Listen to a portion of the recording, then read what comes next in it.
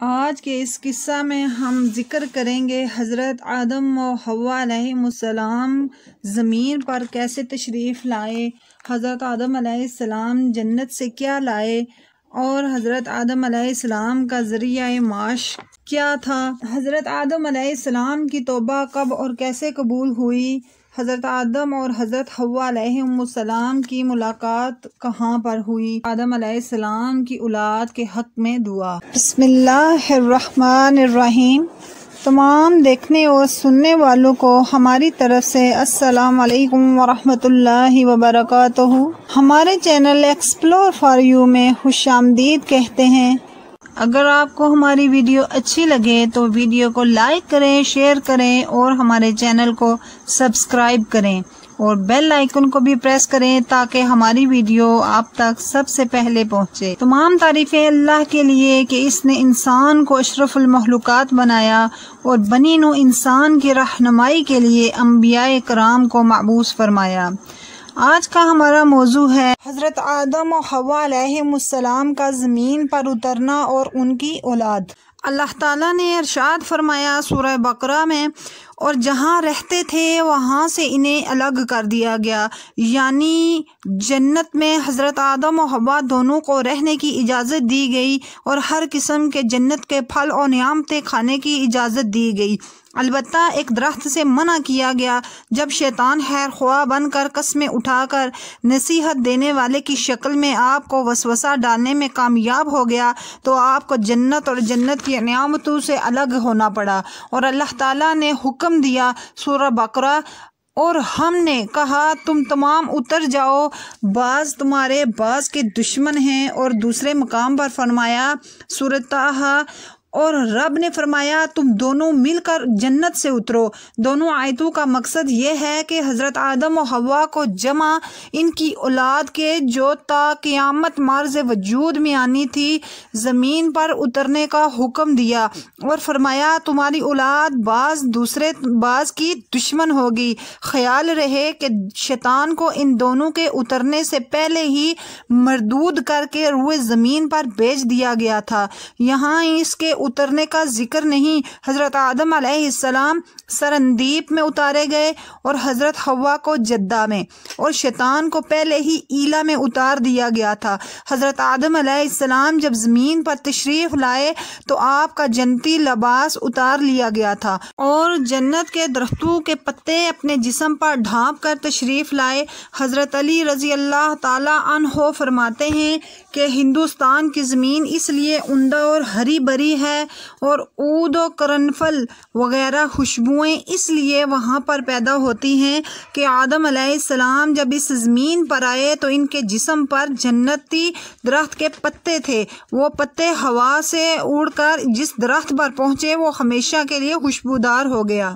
حضرت آدم علیہ السلام جنت سے کیا لائے؟ حضرت آدم علیہ السلام جنت سے مختلف قسم کے بیج اور 3 قسم کے پھل اور حجرہ اسود جو سیاہ پتھر جو خانہ کعبہ میں لگا ہوا ہے، اور وہ عصا جو بعد میں موسیٰ علیہ السلام کے ہاتھ آیا جس کی لمبائی 10 گز تھی، اپنے ساتھ لے کر آئے تھے، اور کچھ سونا چاندی اور کچھ کھیتی باڑی وغیرہ کے اوزار بھی ساتھ لائے۔ آدم علیہ السلام اس قدر گرہزاری میں مشغول ہوئے کہ ان تہموں سے بے خبر ہو گئے۔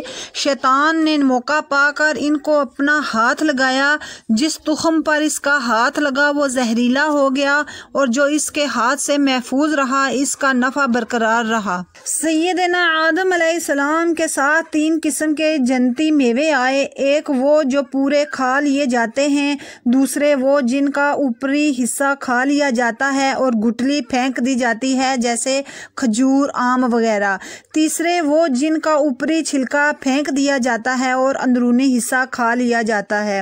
صحیح روایت ہے کہ ان کے ساتھ لوہے کے اوزار بھی تھے، ایک سڈھاسی جس سے لوہا پکڑتے، دوسرا ہتھوڑا، تیسرا آئرن، نیز حجرہ اسود۔ صحیح روایت میں آتا ہے کہ حجرہ اسود جب جنت سے آیا تو اس کی روشنی کئی میل تک جاتی تھی، یہاں اس کی شعاعیں پہنچتی تھی، اسی حد تک حرم کی حدیں قائم ہوئیں۔ حضرت آدم علیہ السلام کو دنیا میں آ کر بہت وحشت ہوئی اور گھبراہٹ ہوئی۔ حضرت حضرت جبرائیل علیہ السلام بحکم الہی زمین پر آئے اور بلند آواز سے اذان کہی۔ جب آدم علیہ السلام نے اذان میں حضور صلی اللہ علیہ وآلہ وسلم کا نام سنا تب ان کی وہ وحشت دور ہوئی۔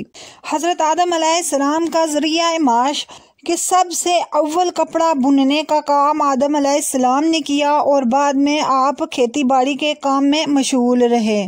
پھر سیکھ لیے آدم نے اپنے رب سے کچھ کلمے تو اللہ تعالیٰ نے ان کی توبہ قبول فرمائی۔ بے شک وہی بہت توبہ قبول کرنے والا بے حد رحم فرمانے والا ہے۔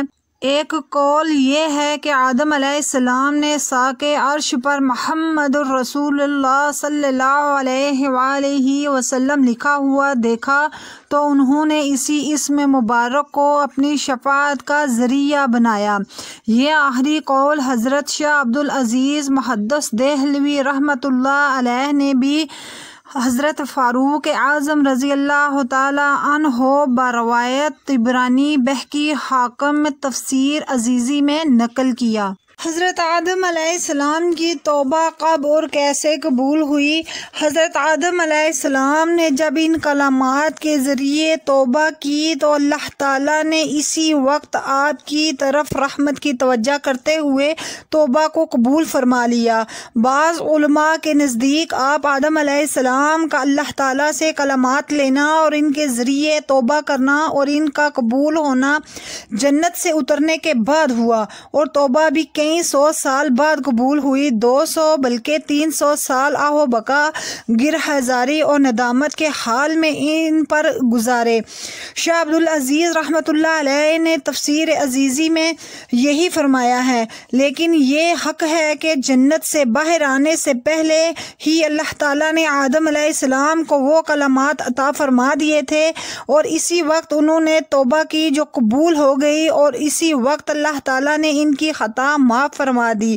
البتہ یہ ممکن ہے کہ معافی کے باوجود آدم علیہ السلام اپنی لغزش کو یاد کر کے ندامت کے طور پر سالوں تک گرہ آزاری میں مشغول رہے، جو خوف و خشیت الہی کا تقاضا اور کمال ابدیت کی دلیل ہے۔ حضرت آدم علیہ السلام کی توبہ جمعہ کو قبول ہوئی۔ آپ کی پیدائش اور جنت سے باہر تشریف لانا بھی جمعہ کے دن ہی تھا، اور وہ عاشورہ یعنی 10 محرم کا دن تھا۔ خیال رہے کہ عاشورہ جمعہ کو بڑے اہم واقعات ہوئے۔ آدم علیہ السلام کی توبہ، نوح علیہ السلام کی کشتی کا زمین پر آنا، یونس علیہ السلام کا مچھلی کے پیٹ سے باہر آنا، ایوب علیہ السلام کی شفا، موسیٰ علیہ السلام کا فرعون سے نجات پانا اور فرعون کا غرق ہونا، یعقوب علیہ السلام کا یوسف علیہ السلام سے ملنا، حضرت امام حسین کربلا میں شہید ہونا، سب 10واں محرم کو واقع ہوئے۔ ان بزرگوں نے 11ویں شب راحت کی گزاری۔ اہل سنت 11ویں رات کو حضرت غوث پاک کے اصال ثواب کا اہتمام کرتے ہیں۔ وہ در حقیقت ان تمام بزرگوں کو حاصل ہونے والے انعامات پر اظہار خوشی بھی ہوتا ہے۔ حضرت آدم اور حضرت حوا علیہ السلام کی ملاقات۔ جب زمین پر تشریف لائے تو آدم علیہ السلام ہندوستان کے علاقہ سرندیپ کے پہاڑ پر اترے، اور وہ حضرت حوا جدہ میں توبہ قبول ہونے کے بعد دونوں کی ملاقات عرفات کے مقام پر ہوئی۔ دونوں نے ایک دوسرے کو پہچانا، اسی لیے اس میدان کو عرفات کہتے ہیں، یعنی پہچاننے کی جگہ۔ جب حضرت آدم علیہ السلام جنت سے آئے تھے تو ان سے عربی زبان بھی لے لی گئی تھی، یعنی بلا دی گئی تھی۔ اتنا روز تک سریانی زبان میں کلام فرمایا۔ توبہ قبول ہونے کے بعد عربی زبان پھر عطا ہوئی۔ پھر حضرت جبرائیل نے تمام عالم کے جانوروں کو آواز دی کہ اے جانوروں، حق تعالیٰ نے تم پر اپنا خلیفہ بھیجا ہے، اس کی اطاعت و فرما برداری کرو۔ دریائی جانوروں نے سر اٹھا کر اطاعت ظاہر کی، اور خشکی کے جانور آپ کے آس پاس جمع ہو گئے۔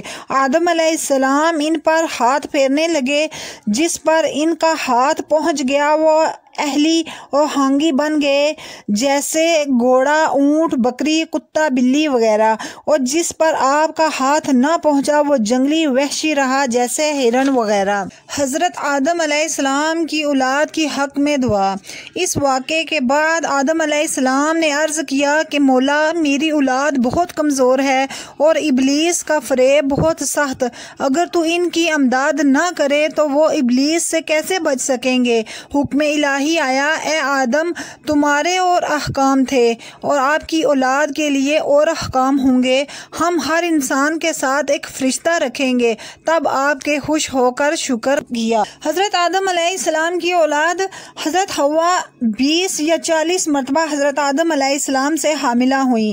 ہر حمل میں 2 بچے پیدا ہوئے، ایک مذکر اور ایک مونس۔ ایک حمل کے بچوں کا دوسرے حمل کے بچوں کا ایسا حکم تھا جیسا کہ مختلف ماں باپ کے بچوں کا ہوتا ہے، یعنی پہلے حمل کے بچے کا دوسرے حمل کے بچی سے نکاح ہوتا، اسی طرح دوسرے حمل کے لڑکے کا پہلے حمل کی لڑکی سے نکاح ہوتا۔